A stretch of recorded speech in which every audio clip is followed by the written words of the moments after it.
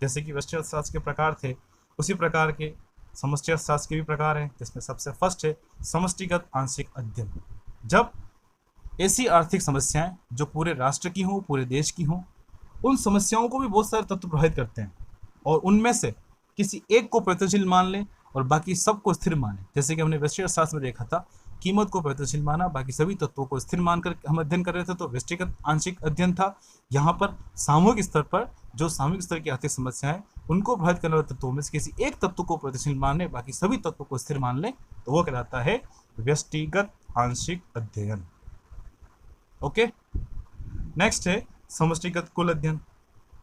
अब व्यष्टिगत कुल अध्ययन क्या था, जिसमें किसी भी आर्थिक चर को प्रभावित करने वाले सभी तत्वों के बारे में अध्ययन करते हैं एक साथ। यहाँ पर भी यही है कि सामूहिक स्तर की समस्याएं हैं, उनको प्रभावित करने वाले समस्त तत्वों को अगर हम एक साथ अध्ययन करें, किसी को भी स्थिर नहीं माने, किसी को प्रगतिशील नहीं माने, सभी को प्रगतिशील मान रहे हैं, सभी को एक साथ ले रहे हैं, और जब हम इस प्रकार से इसका अध्ययन करते हैं तो वो कहलाता है समष्टिगत कुल अध्ययन। फिर उसके बाद जैसे कि इसमें हम पढ़ते हैं, इसके अंतर्गत सभी समष्टिगत कारकों को प्रगतिशील मानते हुए अध्ययन किया जाता है। इसके अंतर्गत राष्ट्रीय आय के स्तर, रोजगार के स्तर, बचत का स्तर, विनियोग का स्तर, सामान्य कीमत स्तर, आर्थिक वृद्धि, विकास का उतार चढ़ाव आदि का अध्ययन होता है। ये सभी कुछ मुख्य समस्याएं हैं जो एक देश के स्तर पर होती है, उनका अध्ययन इसमें करते हैं।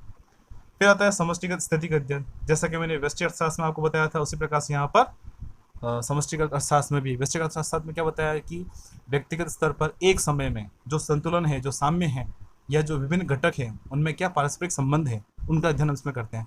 जबकि यहाँ पर समष्टिगत अर्थशास्त्र में सामूहिक स्तर पर जो समस्याएं हैं, उन सभी सामूहिक स्तर की समस्याओं के जो घटक हैं, उनमें आपस में क्या संबंध है, एक निश्चित समय में, एक निश्चित संतुलन में, तो वो कहलाता है समष्टिगत स्थितिक अध्ययन। तो क्या पढ़ते हैं इसमें, इसमें संपूर्ण अर्थव्यवस्था का अध्ययन संतुलन की स्थिति में किया जाता है। आर्थिक प्रयत्नों के फलस्वरूप अर्थव्यवस्था में अनेक साम्य स्थापित होते हैं। इन साम्य स्थितियों में एक सामूहिक संबंधों की व्याख्या के लिए अध्ययन को ही समष्टिगत स्थितिक अध्ययन कहा जाता है। यानी जब हम एक किसी साम्य को एक समय पर एक साम्य के अध्ययन को अध्ययन कर रहे हैं। अब ये कैसे होता है, क्यों होता है, जब हम समष्टि अर्थशास्त्र के बारे में पढ़ेंगे तब आपको पता चलेगा कि एक्चुअल में यह पॉइंट क्या है, क्या इंडिकेट कर रहा है। फिर उसके बाद आता है समष्टिगत तुलनात्मक अध्ययन। जैसे कि व्यष्टिगत अर्थशास्त्र मैंने बताया था, आपको एग्जाम्पल दिया था, 10,000 पर 100 मोबाइल की मांग, 9,000 पर 150 मोबाइल की मांग, अलग अलग समय पर अलग साम्य है। तो उसी प्रकार से अर्थव्यवस्था में भी कुल मांग अलग अलग समयों पर अलग हो सकती है, तो उसमें तुलना करना, यानी समष्टिगत स्तर पर, राष्ट्र के स्तर पर, देशीय स्तर पर जो आर्थिक समस्याएं हैं, विभिन्न समयों पर, विभिन्न साम्यों पर जब उसकी तुलना करते हैं तो कहलाता है समष्टिगत तुलनात्मक अध्ययन।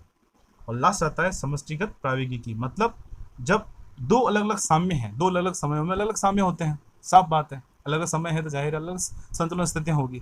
तो एक संतुलन से दूसरे संतुलन पर अर्थव्यवस्था कैसे गई, अर्थव्यवस्था में आय का स्तर बढ़ा है तो क्यों बढ़ा है, कैसे बढ़ा है, इसके पीछे क्या कारण काम कर रहे थे, घटा है तो उसके पीछे क्या कारण काम कर रहे हैं, जब इसका हम अध्ययन करते हैं तो वो कहलाता है समष्टिगत प्रायोगिक अध्ययन।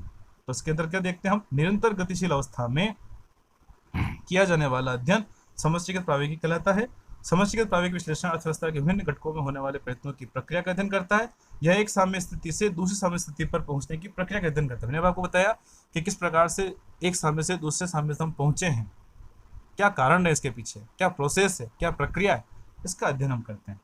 तो इसमें साम्य को प्रभावित करने वाले तत्वों का अध्ययन किया जाता है।